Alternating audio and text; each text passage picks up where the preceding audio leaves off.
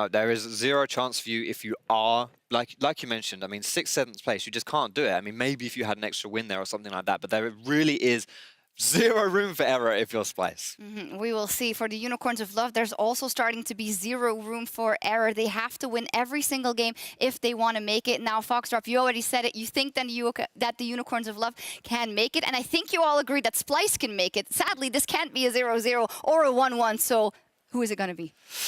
I can't remember who I actually predicted for this. I'll just say Splyce because it was probably... You chose Splyce because I know you copied all my predictions, and I chose Splyce. It was Splyce, yeah. They're going to win. All right, only 2 minutes and a bit away from our very first game of the night. So important in the race for playoffs. Ladies and gentlemen, let's meet our casters for Splyce versus the Unicorns of Love. Thank you very much, Sharks. Good evening, everybody. I'm Trevor Quickshot Henry, joined after this by Martin DeFischer-Lunga. It's been a while, buddy. It's been a while since we've cast. There's too many casters now on the, It's true, and funny enough, you're the one actually doing the caster rotation, so you could have just put us together. I could have, but... So first you start like that, we come to us 2 minutes early, I know that problem as well, and now here we are. Well, listen, let's start unsolving some of these problems. What are our picks and bans? Drafts coming up. Splyce, by the way, red side 0-5 this split. You know how much I love my stats, and that's a, it's a foreboding sign for Splyce that they've not won a single game. It's and true. What does it mean, DeFischer? It means they've lost a lot of games on red side. They've done much better on blue side, Trevor, where they won most of their games so far. But I think one of the problems for them is they've been very focused on key picks. Yeah. Zoe being one of them. What do you do on blue side? You first pick Zoe when she's available. If you don't, enemy team will take her, or maybe she gets banned on blue side by Unicorns, which is what I expect from this game. So I think that does hurt them a lot. And actually, I prepared some stats too, but I'm going to use them in-game as a little quiz for you. Ooh, a quiz for me. I'll do chat stats. I'm stealing it. Unfortunately, I'm going to fail the quiz because all of my stuff is scripted. So, it's going to be tough, right? But I'll be honest about it. Well, I will add one thing. Tell me. So, you know how Niski always wins on Zoe? Yes. You know on the other side for Exile, why I don't think he should first pick Zoe? He's 1-5 on the champion. It's actually not worked for him at all when they played it. So there is a good chance Unicorns Love will not go to that direction, just ban the Zoe. At least I think that would make more sense. Where do you put the blame there? Is that a performance issue, or do you think this is more of a team-wide problem, playing around the strengths of Zoe, unlocking her kit with, either roams or support from other members? I think Unicorns win games when Exile is something where he can split push. So when he gets ahead, you unleash him in a side lane and he will just go ham. That's what he likes to do. Zoe doesn't do that. Zoe groups in mid with the rest of the team. You set up your waves properly, you land poke, you play a little bit more safe. That's why she's so good. Yeah. And doesn't really fit what Unicorns of Love wants to do. So they ban it away, as we talked about. I think a Yasuo ban is the kind of champion you want to play for Exile, because that's where you can go ham in the side lane. And we saw the stats, despite not the greatest damage per minute, does pick up a few wins. Exile and Yasuo, a long and historic history in the ULCS. Many highs and lows, much like his own career. And interestingly enough, the Aatrox banned out now on the blue side to complement the Rumble as well as the Zoe, signifying they don't want to first pick that. Yeah, we've seen it a few times now where it's the blue side. It might be a team saying we don't get to practice as champions, always banned, in our practice games, or maybe they just don't like having to first pick it because they don't feel like they have a player who can carry on the champion. There could be multiple reasons. The Taliyah one, I always think that's a great first pick just because you can move it around. You can still even put it bot lane if you want to. But obviously mid and jungle has been kind of the common ones. And when I look through mid and jungle, no Taliyah games this split for either Cold or Exile, nor for Totoro. So this is the first time for Unicorns Alive in the 3 key roles. What is the response? Because I know the Nocturne and the Taliyah have been sort of the top tier junglers on this patch. So Orianna we've seen a lot as a blind pick on red side, because you don't obviously know 100% early on if you want to take your mid lane or what the matchup is going to be, but Orianna can lane against anything. Gragas is the other one. Europe loves Gragas, man. It's like one of our most big champions. Always? It's true, it's always been a good pick in Europe, but a lot of these teams have really loved this champion. Here in 8-14, we're one of the regions that picks it the most. Yeah. And it's just because, again, you can put it into jungle and top lane, and even we have some support players. Like, Mickey always talks about his Gragas being insane in interviews. So there's so many different ways you can actually play this champ, but it's not being picked here. No, going to be ignored for now. Kasing's going to have his second game on Tahm Kench. Most expected, played it once before, went 3-1-8 and won that. In response, of course, Unicorns of Love are now going to give themselves some more options. I mean, knowing there is some flexibility also with the Rise. And I think one of the things with the Tahm Kench here, is I don't think they wanted to give over Taliyah ulti, Tahm Kench ulti, plus maybe another global against Unicorns of Love. And what Tahm Kench brings is once you get past the laning phase, he's just so good at reacting to enemy, long-range roams like a Taliyah ult, because he can ult with your team to save someone. So I think Splyce wanted to try and match some of the potential global from Unicorns.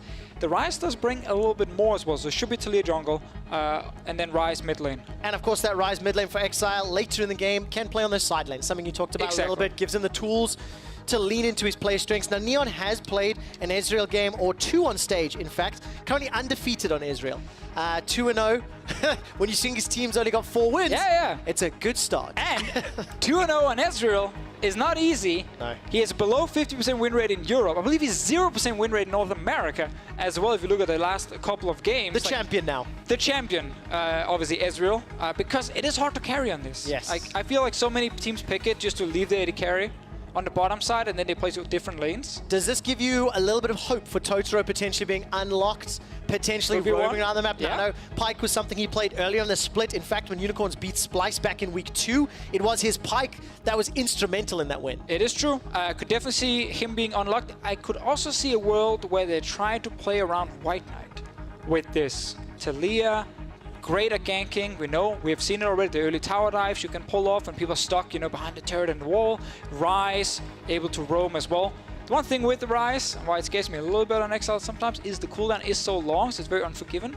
If you make a mistake with it, you don't have that ulti for a couple of minutes, and that really hurts you. And Exile does gamble a lot. He goes for the 50-50s. He will go for the 20-80s. I think he does indeed. The 10-90s. He does indeed. He takes a shot. Oh, he definitely takes a shot. Many times. So let's see. I mean, it is one of those things you talk about, the early game influence, the ability to use this Taliyah, use this Ryze to impact potentially White Knight's lane.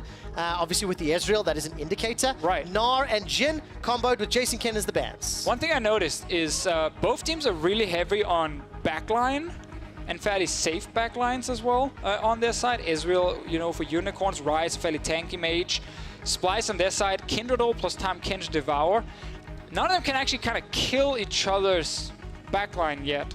So it might be one of those games of who can kill the tanks first. Yeah. Obviously with Devour, you have even more of this where your objective is just to shoot whoever's right in front of you. Who can kill the tanks first? Then I'm a fan There's no tank yet. of Kindred plus Varus when we eventually get, well, potentially tanks. And the threat of Orianna Ball. Yeah, there we go. So definitely some tools for Splyce at the moment, if the game plays out that way. All right, what does White Knight lock in? We're obviously going to see some potential roaming support from Totoro. Yeah. You would hope with the Ezreal. So what would you like to see White Knight play? Yeah, it's a problem for him that he has to blind pick. Rumble is gone. Some teams will opt into an early Rumble pick if they have to go blind here. Normally, you just see a tank when you're forced into a blind pick. Like, that's the smart thing about Splyce. Just take Orianna early. Mundo has been his most played and most successful pick. If we ignore maybe the one Rumble game he showed up in. Gragas, we talked about him earlier. Yeah. How could we forget him? Obviously, one of the champs you can grab blind. It looks like it will be locked in as the timer runs down. Okay, so traditional tank. White Knight taking Gragas. We'll see what itemization he decides to go with. There's been some shenanigans on that side. We might just get got Mundo the option here. to play into it. We might just get Mundo with Taliyah, Gragas, Ryze on the side of Unicorns. Ezreal can't really kill Mundo, so you can stack heavy MR. On the side of Splyce, it is something that would fit a lot against what the enemy team has picked, unless he wants to play a carry. The Jarvan is here. We've seen Jarvan against Gragas multiple times.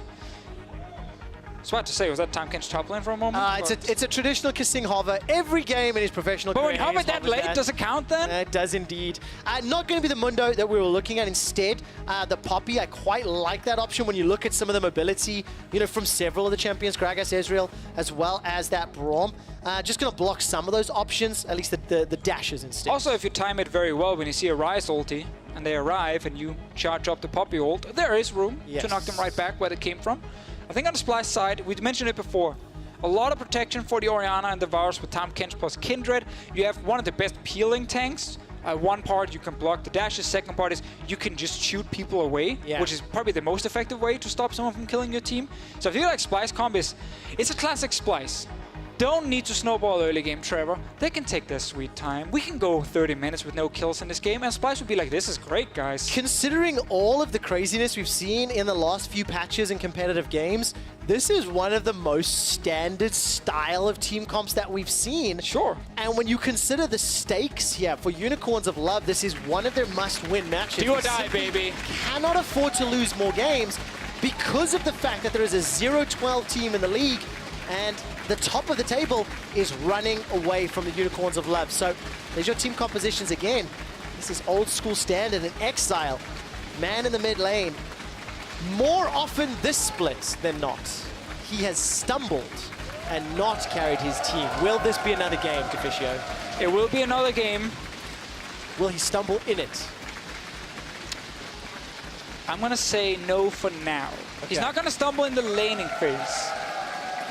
He's against Orianna. It's not an easy lane, but it's not a lane you die against. There is room for Unicorn to try and be proactive. Okay. Try and actually set up ganks with Talia. Cold is on the best early game jungler in the game, and he is always the player we're looking at in the early game. So this is definitely his chance to really have an impact. Yeah. I just want to see for him, like, ganking bot lane with an Ezreal versus Tahm Kench, that's not easy. No. But you do have the Braum for setup, so there is possibilities to at least force a summon and then return gank. Kasing is also running Ignite here, so he wants to be a bit aggressive. Glacial Augment, the classic, slow them down, Ignite all in with Devour. Deals more damage than you expect. It really does. The whole kit of Tahm Kench is frustrating if he can use the whole kit, but that's the key to it. You know what we saw in the LPL? Hail of Blades, Tahm Kench. I read about it, but I didn't actually see the clip. He's licking fast. He's definitely getting It was in into there. Shen, if I recall correctly, right? I believe so, yes. Yeah, Shen taunts him and just goes Get Devour. wrecked. Well, listen, we talked a little bit about Unicorns and just how much pressure they're under. 4 teleports on the map, as well as Cold with the Talia. Got the ability to play that long range. Right. I like the tools in Talia's kit for a player like Cold, because he really helps make or break Unicorn's team play. And this is where this feels like the kind of draft where Unicorns, on paper, they're like, this is perfect for us. We like to force fights. We can go to multiple lanes. We have Ryze ulti, Talia ulti, and the 4 TPs you mentioned. Like, the only counter to that is going to be the Tahm Kench on the other side and why it was picked early from Splyce. Yeah. So Unicorns feel like, okay, we got the tools here to be super, super annoying to play against, but it's hard to execute. TP's a longer cooldown. The first TP you pull off as a bot lane, if that does not reward you anything, if it's just back to bot lane, or if you go top lane and don't get something from it, suddenly it does slow down quite a bit in terms of effectiveness. But if you are good in terms of communication and setup, all these TPs can be insane. Let's see what happens early, because little boy Xerxes decided to invade the red buff here. And Xerxes is an interesting guy to talk about. Tell me a little bit, what makes him interesting to you, of course, Deficio? Xerxes, one of the guys that was known for innovation, and ironically, in one of the most innovative metas that we have seen. Maybe one of the guys that's a little bit quieter. This time around, pretty good matchup, and of course, Xerxes is going to need to impact the mid lane. Yeah, the mid lane is going to be the one where normally you have Exile versus Niski, and especially Exile on the side of Unicorns needs to get ahead. But because it's Ryze versus Orianna, there's a little bit less going on in terms of early snowball. I think more Exile is looking to actually leave the lane. This part, though, is super interesting. Because on the Euphoria podcast, available on YouTube, SoundCloud, and iTunes with video. Hashtag sellout. There you go. Kasing talked about how this team, in the early game, they play so much around Xerxes, and like they kind of follow him around the map, and he gets to dictate the pace of it, which is one of the reasons I feel like we sometimes see a very passive Splyce. If Xerxes is more on a, I'm going to farm and just focus on vision, not a whole lot is going to happen. Yeah. And especially in losses, it's been tough for him to impact the team, and then they just kind of fall behind, and he doesn't get to do anything. Yeah, you can see the stats on your screen right now. Differences in wins and losses is significant in terms of performance. Look at the kills plus assists at 15. That's the big one.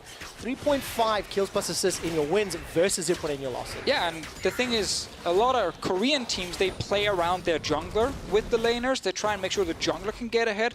That's what Splyce is doing, according to Kasing on the podcast. And it's one of the reasons where when Xerxes gets a good start, first gank is successful. Maybe he finds the enemy jungler and kills him.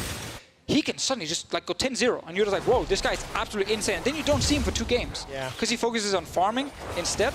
On a Kindred, you do have the option for early ganks, but it's also acceptable to farm for 6. I still kind of want to see him if there is a lane he can go towards, but I don't feel like there's a good lane to gank for him. It's so difficult. Every single lane is some sort of tools to either get to safety or mitigate the risk.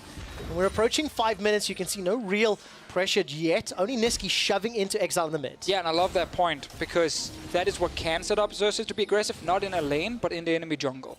When you have mid priority, you can invade, your mid laner can follow first, enemy jungle can't do a whole lot. Yeah. If Xerxes does find his way after his first back now, into that jungle where Cold is, Niski's gonna keep pushing and just have priority in this lane here. He just needs to go back and get some mana before you can really do any fighting. Well, we'll see what he decides to do. For the time being, has not left the lane yet, running down to about 10, 15% and Cold and Xerxes are just going for full clears. I mean, this is just as standard an early game as you can get. And Fisher, when we were prepping for this game, you mentioned a statement that really stuck with me, talking about Unicorns of Love, how they lack a really defined, really sort of unique strength. And when I look at this team composition, it feels like they do a whole lot of different things. You know, they can play it out in very different ways, and maybe that's a good thing, because Unicorns can lean in any direction to potentially take over this game. Right, yeah, it's definitely a lot of pick potential.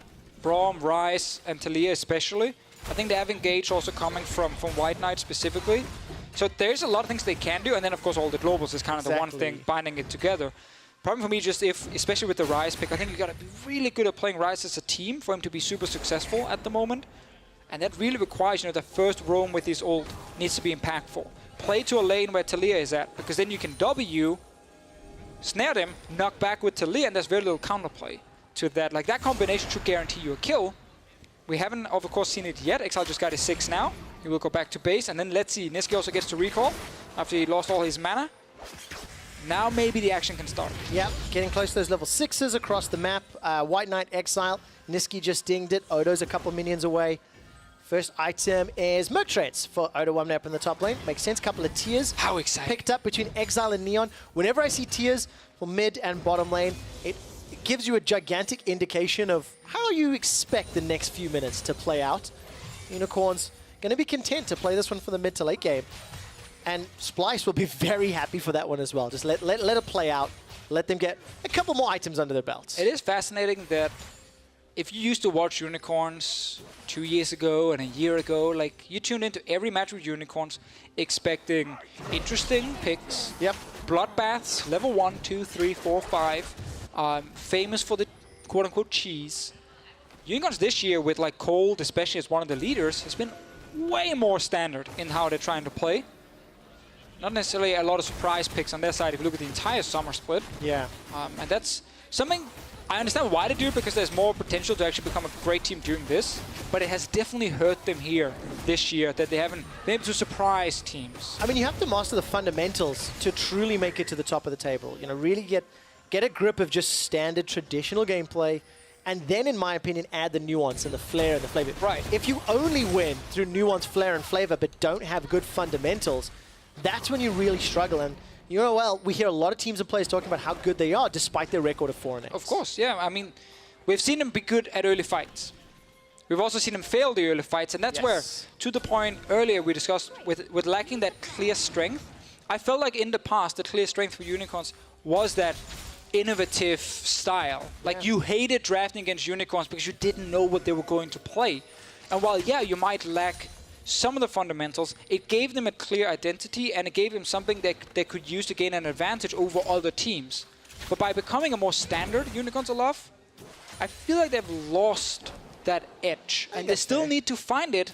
They just don't have a lot of time. They have a couple of weeks. Yeah, running out. They had a couple of weeks in spring, almost made a miracle run. One of the men that was kind of, you know, fundamental in helping define that UOL brand was, in fact, Xerxes. You know, he played a couple of picks, and he's slowed things down in 2018. We mentioned go towards White Knight. You don't really want to gank your Ezreal lane too much. Sadly for them, with Splyce going to bottom side, have everything warded, they made the call. Guys, we are not top. But I'm going to be careful. Odo with flash available and ultimate.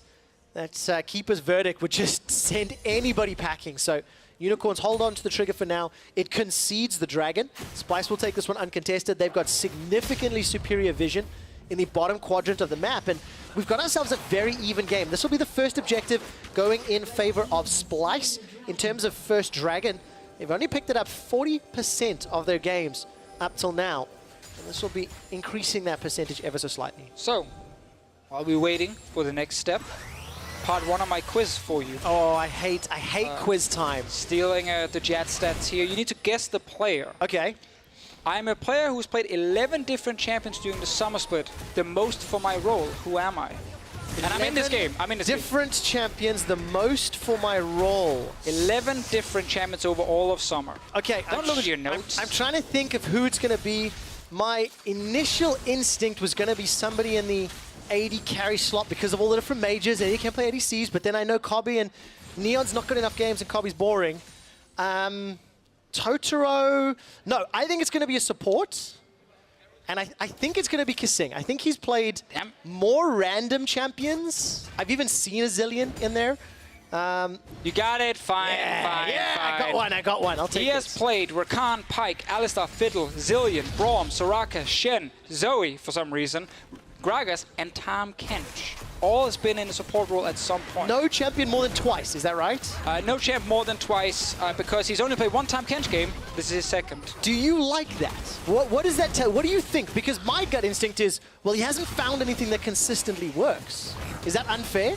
I mean, so you can use it as a positive that you have a large champion pool as a support, but I think Kasing has always had the issue when it went away from range supports last split, he kind of didn't know what to play. He kept trying to play the range support. That to last pick for him, if you remember. Splyce always last pick for Kasing.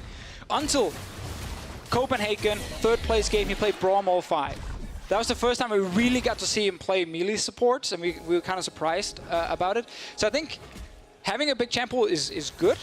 Not 100% knowing, okay, what are the key picks for you might be a little bit of an issue. I think for Kasing, I don't think he's struggled this split with his champion picks, personally. Okay. Well, let's see what he does with this Tahm Kench. As you mentioned, second time. And a little bit of, not pressure on him necessarily yet, but later in the games, once Unicorns try to set up those plays, the Devour is so game-changing with an Orion and Varus. Really make sure you keep them in the right place and keep them healthy. Don't want to eat a minion. One of them. Never eat a minion. No, AD carry gets very mad at you if that happens. But one thing we mentioned, champ select, is a great point. I know of course it was. I mean, you made it, right? I don't know who. I say we in a cast. We are the same voice. Splyce, 30 minutes without kills, super happy. Yes. What's been happening this game? No kills. They've been chilling. There might be one, though, because Exile's stepping way forward, maybe. flashes away from the shockwave, but I'm not sure that was worth. Obviously, Exile had Cold's ultimate ready to throw down, but a little too aggressive for my liking.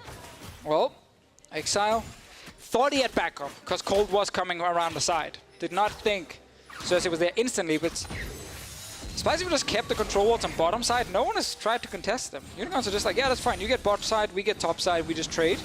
Exile's going ham. Ooh, lots of damage coming down from those overloads. Xerxes made his way up. Lamb's Respite's available. Kasing comes in with an Abyssal Voyage, and it looks like Chain of Corruption tags out Neon. Kobe's going for the tower dive, but takes a couple too many tower shots, and that's Teleport's now coming to the bottom lane. Here comes Totoro. Flash is available if he can catch Kobe. The Q-Flash! Flash tag with the Winter's Bite. Here comes Neon. Devour comes down from Kasing. Where's the rest of the support? Nobody from Unicorns can make it up. Exile Cold as well as a Rift Herald. They managed to drop that in the mid lane. Gets the boop on the tower, but nothing further. And as we approach 13 minutes, it is an even gold game. And this shows that Unicorns are loved. They are fully aware that Splyce are fine playing a passive game, no fighting, just keep farming, get your items. It's Unicorns then trying to force the place. That bot lane play, that was double flash used. Kobe just walked out of it. Let's see what happens top lane. Round Warp is going to deliver Exile. He's got himself a blast cone, hops forward, running low on mana. Xerxes going to need to use that Lamb's Respite. Manages to sidestep the overload. Holds the trigger. Xerxes really understanding. The barrel even gets jumped away from, and Splyce concede nothing. Yeah, he was sitting on 50 mana there. It cost 100 for the ulti, so he had to sidestep to actually stay alive. Exile used the ulti, tried to get the first kill of the game. Sadly for Unicorns, Splyce are playing defense, and they're successful for now. All right, Deficio, you asked me a quiz question. I've got one for you. What time do you believe the latest first blood of the summer split has been? Nobody's going to be in trouble just yet. Give me a rough estimate. I'm going to say 19 minutes. A little too far. It's in fact 15 minutes and 51 seconds. Ladies and gentlemen, turn your eyes to the clock at the top of the screen. We've just hit 13 minutes, 51 seconds. 2-minute timer starts now. Will we break the record? I hope not. What are we saying, 15 and... 15.51 is the previous record. It was Misfits taking on Schalke 04. Misfits were able to pick up that first blood kill. If you ask Splyce, first blood should be in Ooh. about 20 minutes time. Also, interestingly, by the way, you talked a lot about the first realm warp, the first teleports, needing to get something from them. Give me an evaluation. I mean, UOL got some pressure, I suppose, but not enough. Worth? No. They got one flash. That's it. Xerxes used his flash obviously much earlier here, and that's it. Like the the TP bot lane into double flash. But Amno might get ganked now. Oh, he flashes out. So they get a second flash, but obviously this was not a global being used. But bot lane, TP from Totoro into double flash, and Copy walks out. Obviously not worth it for Unicorns. Realm Warp from Exile, trying to get a kill top lane. That was fine. I think you got to go for that play. The guy was out of mana. It made perfect sense. Didn't hit the Q though. Bam. Suddenly Splyce managed to stay alive again. And look at this. 3 teleports on cooldown for Unicorns. So Splyce get a lot of damage onto this bot outer tower. They're also...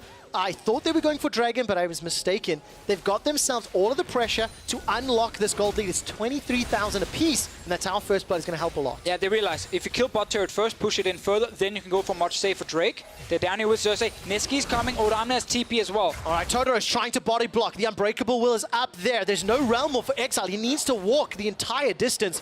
It is just a matter of moments before that tower goes down. Ladies and gentlemen, 15 minutes and 30 seconds. We will have the latest first blood of the EU-LCS Summer Split this game.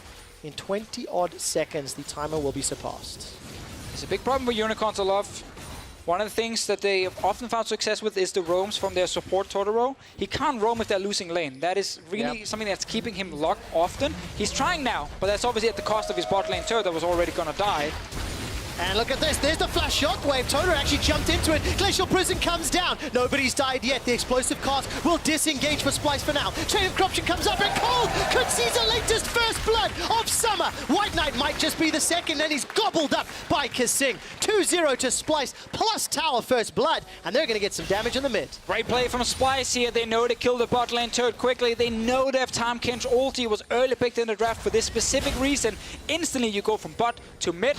And Unicorns Aloft, they thought maybe we can trade a turret here. Top lane, a small fight. All right, Exile takes a passive shield to the face by Odoamne's Poppy. Here comes Xerxes as well. Xerxes may not even be needed. A lot of damage comes out, and the kill will be secured by Odo. It looked like a passive stack as well there. It did, for Xerxes. He's up to 4 at 16 minutes. So he's already got that first bump in range, and that's a fantastic start for Splyce. He's had free access to everything on the bottom side all game long, because Copy and Kasing have been winning the lane. They have full vision control down there. Like, it's been a great game suddenly for Kindred, farming in the early game. And when we get the kills, it's not towards the team with the pick composition, with the teleports. Nope. It's on to the other team who's happy just scaling into the late game. Unicorns finally get the mid lane turret. But man, it cost them a lot. It really did. And talking about, finding the picks, Kasing was in place twice. The first time there was a gank attempt mid, he was there to save it, and you'll see him coming up right at the end of this play. Yeah, I like Niski's flash ult. It will guaranteed hit someone, or at least force Unicorns off the turret. So there's a win-win no matter what. And then Kasing just coming in from the side with Copy. It's a good setup from Splyce, and Unicorns Aloft, they find themselves slightly behind in the play. Obviously, Neon can't follow, and you get punished very, very quickly. All right, now, is there a response from Unicorns? They're 2,000 gold down, 3 kills, and a Mountain Drake. It looked like they were setting up some sort of dive towards the top lane, but decided against it. Back away. And instead, Unicorns are just going to try hold on to their towers. And for Splyce, I mean, this is exactly what, as a team, they wanted to do. DeFisher, you've mentioned several times this game already. Splyce want to go late. They are more comfortable there. They're not the strongest early game team, and they're happy playing late game team fights. They're happy using the experience of all 5 players to make more informed decisions at the end. They're also just not happy playing scrappy, fast early games. It doesn't fit their style, especially when you play around a jungler that is not always looking to invade and fight all the time, who is more on the safe side with Xerxes. So I think Splyce, whenever they get the slower early games, it just really benefits this team. Same in Spring Split. That was kind of a comment I had last week when they beat Misfits. I was like, this is Spring Split Splyce.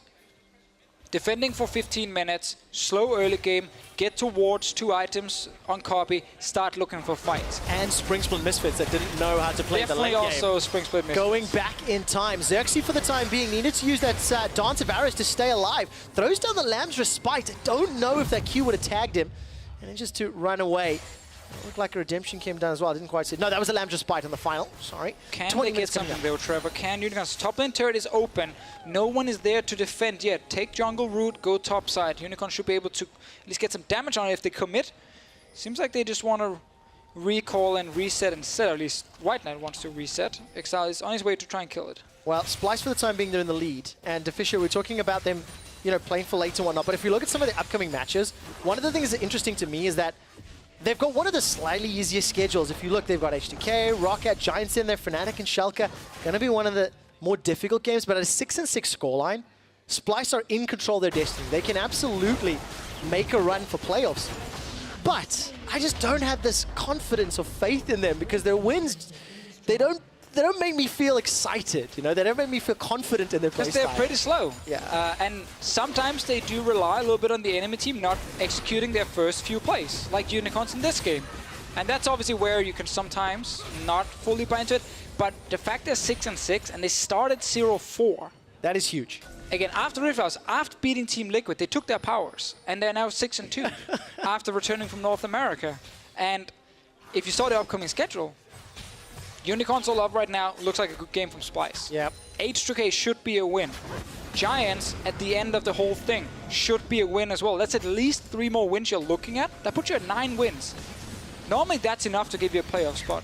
Normally it is, and we need to see how the rest of the results lock in. For now, though, itemization lock-ins and just continuing to scale. Deficio, 21 minutes on the clock. It's a 1,500 gold lead for Splyce. Importantly, Neon's Ezreal is doing very well. This is a guy who had the worst CSD of all 80 carries or bot laners in the EU LCS, and he's gone even for now. He's got his Triforce, he's got his fully stacked Mirror Mana, and he's on a fairly safe ADC, so... But can you carry an Ezreal? That's the question. Does he need to carry when you've got a Talia and Rise in the team as well? I would normally say not necessarily, but your Talia and Rise are not ahead in this game. They are not exactly, you know, taking over everything. Executing Talia in teamfights is not easy. There is a world where Neon doesn't need to do a whole lot, but I think at this point, if you pick him Ezreal, if you tell him, hey, we are okay with you potentially not doing a lot the first 20 minutes, then you better do something after 20. Like, that's the investment you made as Unicorns. You got him to 2 items, his tier is fully stacked. Let's see what he can do with it. When we watch the LCK, Ezreal's carry. Watch Western regions, Ezreal hits a few Qs and runs away. That's been very true for most regions, and you look back at the past. Deficio, give me some expectations scaling-wise now. We know UOL's like ability to pick in the mid-game. It's still potentially there. They have the tower lead. They can play the side lanes. I don't want to discount that.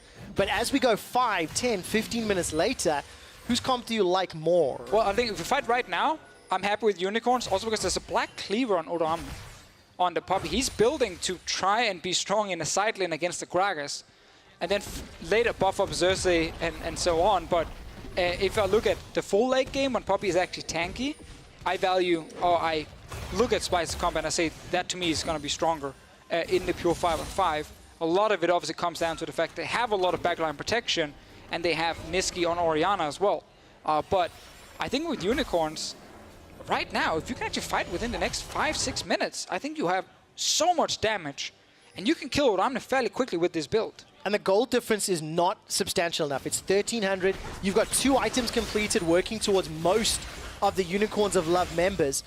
I mean, Cold is sitting, he's had that Runic Echoes for a little while, got the Oblivion Orb and his Sork Shoe, so he's going to be hitting pretty hard against what are mostly squishies, especially when you consider there's no tanky stats on Odawamne. Yeah, I mean, if you look at the item difference, it's not that far apart, and it's important, like, while the gold lead is 2k, as you said, it's kind of like 300-400 gold per player, and 300-400 gold is not going to make you so much stronger than the other guy. So it is still fairly even for Unicorns. The entire early game playing with the Globals and the Rise, that backfired. Yeah. You still have a second chance. Don't mess up your second chance. You're not getting a third. And of course, that was what you said in Picks and Bans, Deficio. The first realm warps, the first teleports, they need to be beneficial for UOL to accelerate the mid-game. We're very, very well into mid-game. And you can see both teams contesting Baron Vision.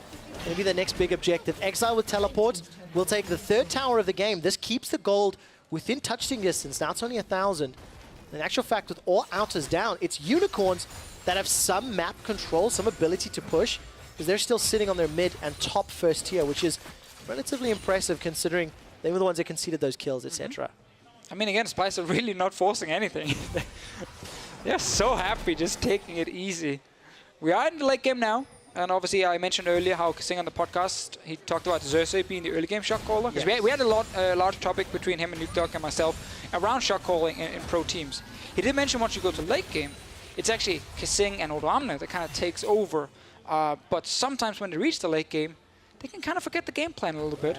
It can get difficult to fully keep track of everything that's happening. And it's important for Splyce they don't suddenly give up a free objective to Unicorns because, as we said before here, the goal lead is not big enough to necessarily surrender something like a Baron.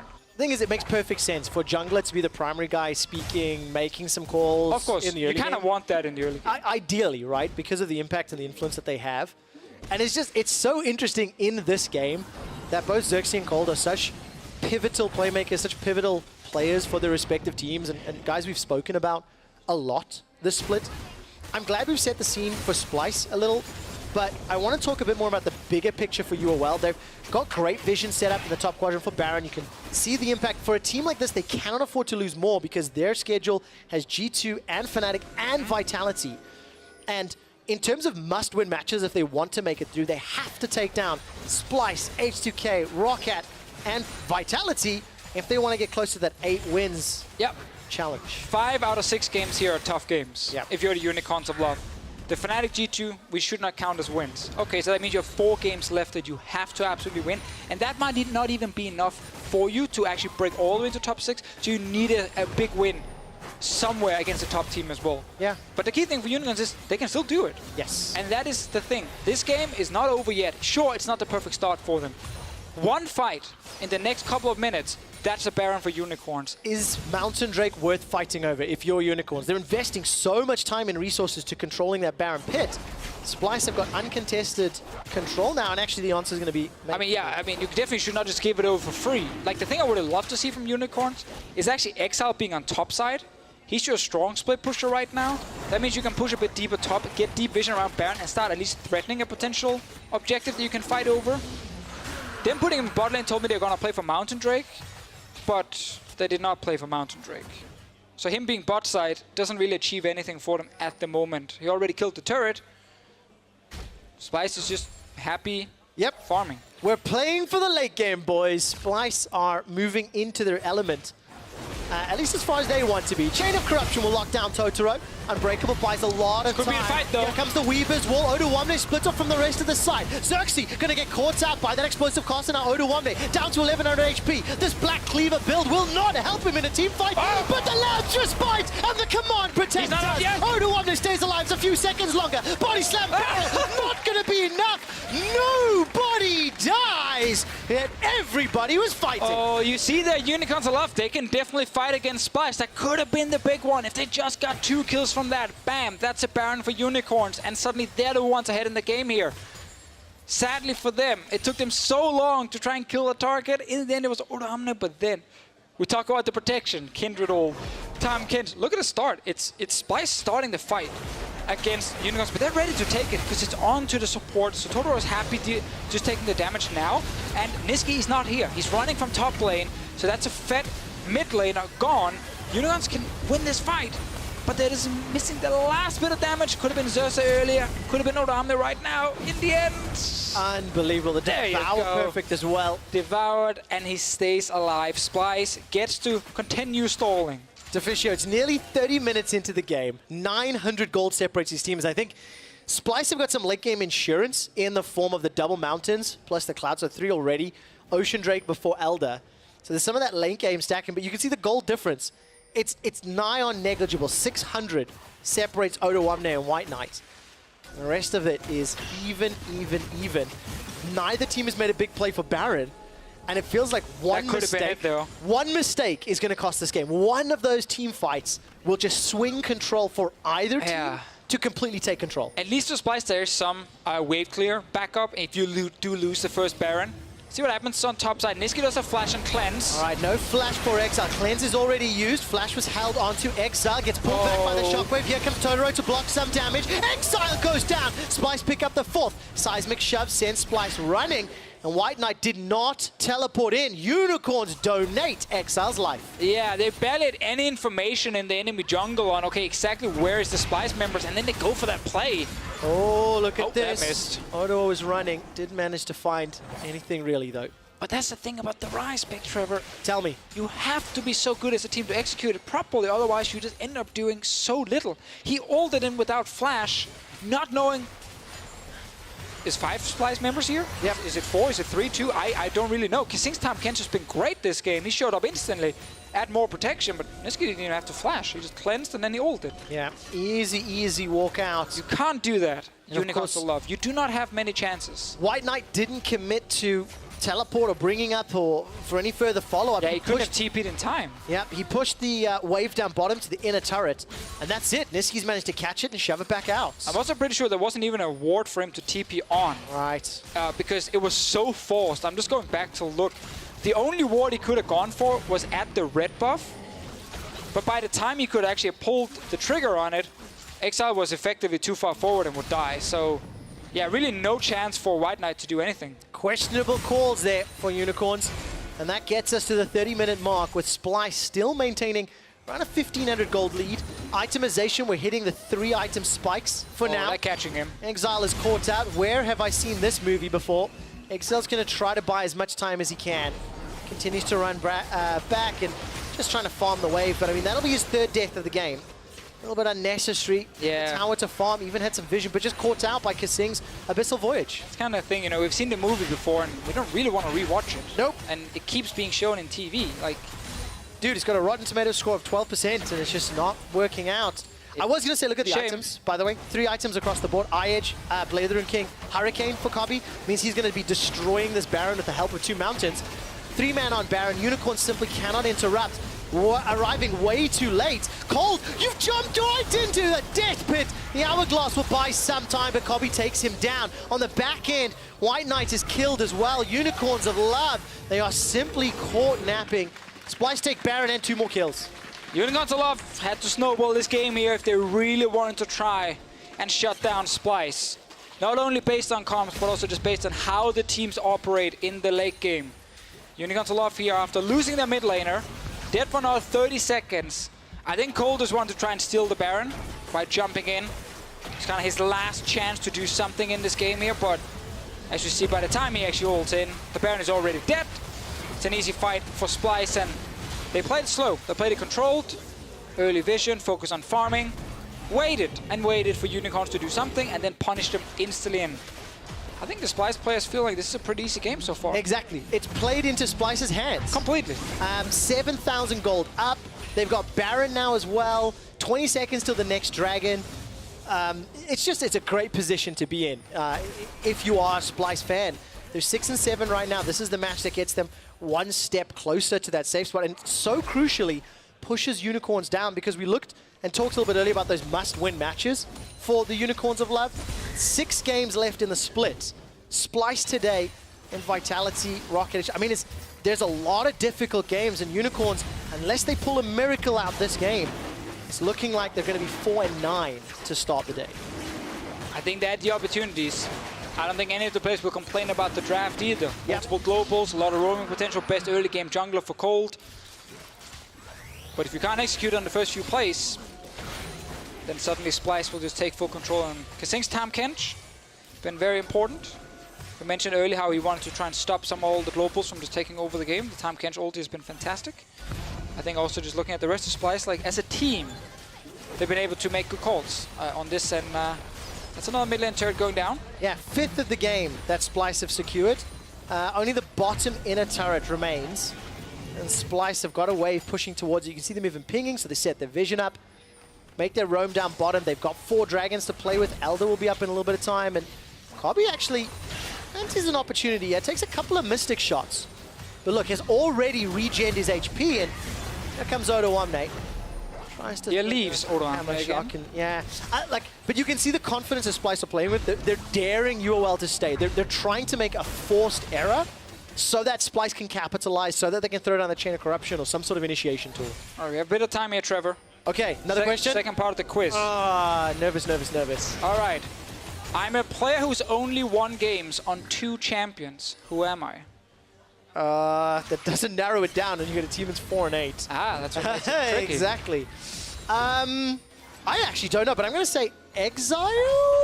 It is wrong. Oh. It is Niski. Okay. He's only won on Zoe and Galio. And this will be his 3rd champion? That's why it fits in. He might actually win on a 3rd champion with the Orianna. How many champions has he played, though, Deficio? He's played like 6, 7. He's lost everything on Swain. He's lost on Irelia, lost on Ryze, lost on Syndra, lost on Lucian. But he's won a lot of games on Zoe. He's got to play Zoe 8 times already. Yep. And then he's won the 1 game he played with Galio. And then that explains why Zoe was the very first champion banned. Exactly. By the Unicorns of Love.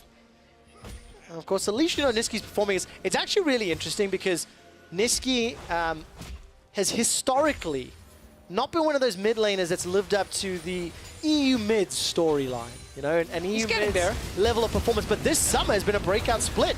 Now Odoamne has got himself some tanky stats. And look at this, that's a flash Chain of Corruption! It caught out Exile. The Glacial Fissure will buy some time. There's not enough follow-up. Kobe, I really commend the effort, but Splyce could not close the gap further. Neon now is going to get pinned against the wall. Arcane Shift was fairly well timed. A little bit lucky nobody was closer. Neon and the rest of UOL escape with their lives. I don't think Odoamne got over the wall with the blast cone right there. That was definitely the second part of the engage from Kobe, that he actually got the puppy in there. Splyce could not chase down the kill. Don't think he'll be too unhappy with it. Continue getting more items. Varus, I like the build. Get some crit in there. You get to play Rune King as your first item. I like the fact that Varus at the moment has so many different builds. You know, it's true. You can sort of pick and choose. We've seen the AP style build. We've seen Rageblade style build as well. One of the more versatile picks based on enemy team composition. Also a pick that traditionally is always really good, but undervalued by a lot of teams. Yeah. Because typically you kind of need to have a Varus player who's not afraid of engaging and not afraid of actually like that being played ult. around. Like that flash ult. Like Varus ult is one of the easiest skill shots to miss, and everyone sees it. It's like a shockwave. Yes. Everyone will see it and be like, oh no, that's bad. And no one wants to be that guy. Nobody does. This time round it hits, and unfortunately Odoamne, you know, he didn't get the blast code. Couldn't take the high skill move over the wall. I think maybe someone hit it instead of him. That's not cool. But I mean, I'm still going to pin it on Odo. Okay? It's true, it's his fault. I'm throwing on him. That's where the shade is going. I was mentioning a little bit, he's got some tanky stats now. Got that adaptive helm, got the ability to pick up that huge shield from Sterix. As the game plays out, we've actually seen it save his life once already. Combo that with the command protect. I have to remember, yeah, it is better on tanks, you know, than it used to be in the past. So Odoamne is on his item builds, it looks a little bit less tanky, but in action, definitely still not easy to kill. He's also poppy in the late game. Yep. Come on, Splyce, we're way past the early game. You can be a little bit more active on your plays. There's so how would they win with this team composition and the 8,000 gold lead they have at 37 minutes? I mean, right now, as long as they don't overextend for a fight, they should be winning the standard 5-on-5s. I think if you are Splyce, yeah, you just wait for Baron or Elder Drake. You have 4 Drakes on your side. Like, I know I said, come on, Splyce, you can do something, but there really is no reason for them to not just wait. It's one of the reasons Poppy works against Ryze. Exactly. Oh, wait, TP. Dun, dun, dun, dun, dun, dun, dun, dun, dun. It's not the Pike, and there's no support yet. Realm Warp is already used by Exile. Okay. A couple of wards have come down. And not the most exciting of ganks. That is not a script that would sell to Hollywood. This is where we need Kobe's famous line.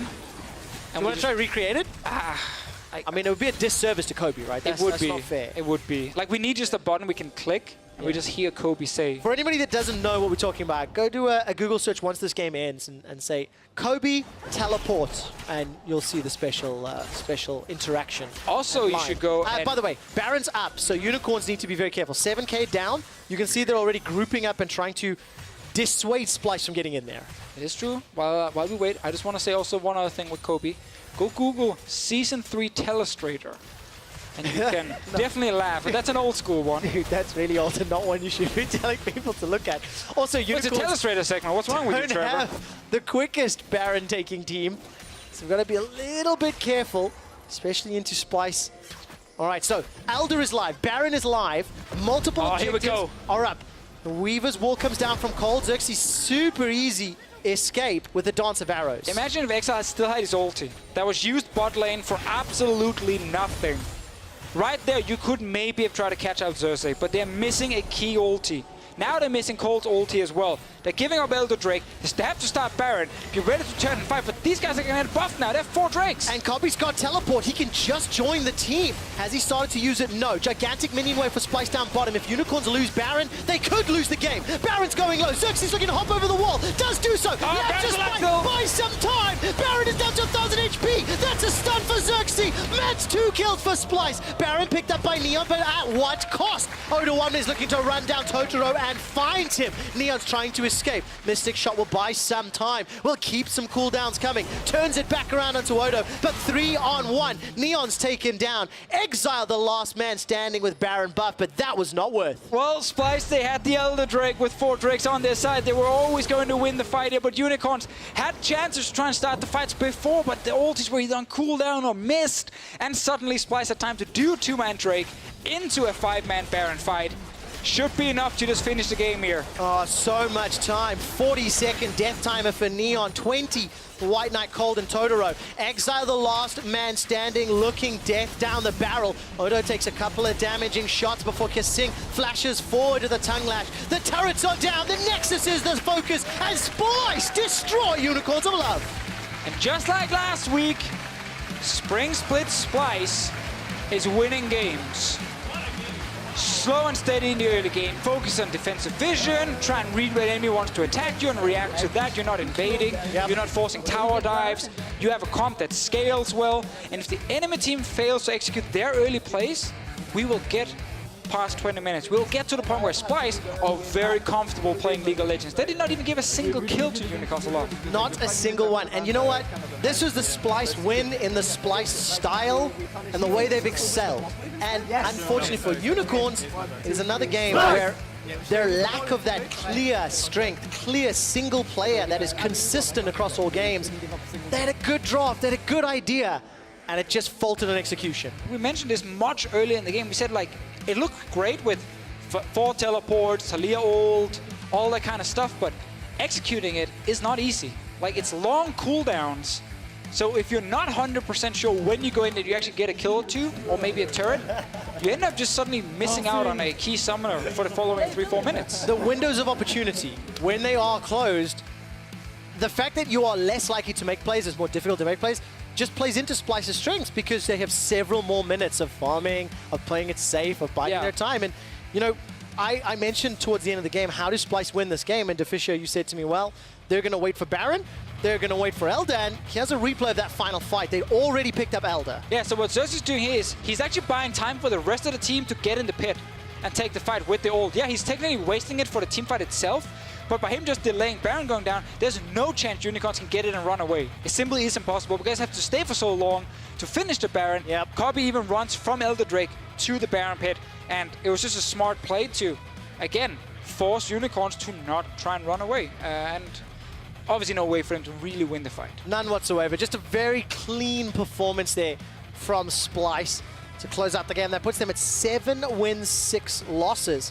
And that puts the Unicorns of Love in a more precarious position. At 4-9 now, they're going to run out of opportunities. They have to look for some big upset wins against They the have likes to beat of Fnatic Vitality and G2. tomorrow. They have to beat Vitality tomorrow, then they have to beat G2 or Fnatic, maybe even both. Yeah. To make it in. Like, I think best case for Unicorns is a tiebreaker. So what they actually need is one of the other teams in that middle of the pack to start dropping some games. They need HCK to pick up some games against the people around the Unicorns of Love. Some upset wins from HCK. You got to be real desperate if you're going to HCK for help. 4-9, they're almost there. You guys at home, jump onto Twitter. Let us know who you think the player of the game was. At LOL Esports is Twitter. The vote is there now. Xerxes, Odoamne, and Kasing. That is actually a very difficult one to vote for. I thought Kasing's Tom Kench was very impressive, but it's a tough one. I'm not going to give you a chance to vote because after the break, it is time for our monumental clash in the race for playoffs. It's Schalke taking on Roccat. First, though, Law is standing by with Niski. Thank you, Trevor, and congratulations, Niski. It's your first win on red side. Now, I recall you had similar issues during Sprint Split, not winning on blue side. What happened this time during Sprint Split? Why didn't it work on red side? I'm not sure. I mean, we just prefer blue side, I guess. I mean, things that on red side, you usually get counter picks and stuff like that, but I feel like on blue side, you can just get a lot of OPs that we like, for example, Zoe and stuff. But yeah, that's what I think. Got it. What first win on red side and also first win on Oriana. Now, it seems like counter picks work really well for you guys, and your Zoe was taken away this time. So were you prepared for this? Yeah, I mean, we didn't play Zoe like, I think we played maybe not even one game in scrims because we knew that they would just ban it, you know. And I just prepared other champions, and that's why I picked Oriana. That's why I picked Oriana, yeah. Gotcha. And now, last question for you. You'll be going up against H2K tomorrow. Now, looking at the standings, you clearly have an advantage, although nobody wants to lose against the last team in the standings. So how are you feeling coming into this matchup? I think against H2K, we just have to play clean. That's what we tried to do today, but today was a bit too slow, I guess. And tomorrow, I think we just have to play not really aggressive, I'll say, but like just show them that we're just the better team and that we should actually like win the game by playing it clean. Yeah, and that you have what it takes. Well, congratulations nonetheless, and thank you for joining me today. We are going to take a short break, and when we come back, it's going to be Schalke versus Rocket. Don't go anywhere. Nobody's died yet. The explosive cast will disengage for Splyce for now. Chain of Corruption comes up and Cole could see the latest first blood. Lens is already used. Flash was held onto Exile. Gets pulled back by the shockwave. Here comes Totoro to block some damage. Exile goes down. Splyce pick up the fourth. Arriving way too late. Cole, you've jumped right into the death pit. The Hourglass will buy some time, but Kobe takes him down. They could lose the game. Baron's going low. Xerxes looking to hop over the wall. Does do so. Just buy some time. Baron is down to 1,000 HP. That's a stun for Xerxes. Match 2 kills for Splyce. Kissing flashes forward to the tongue lash. The turrets are down. The Nexus is the focus. And Splyce destroy Unicorns of Love.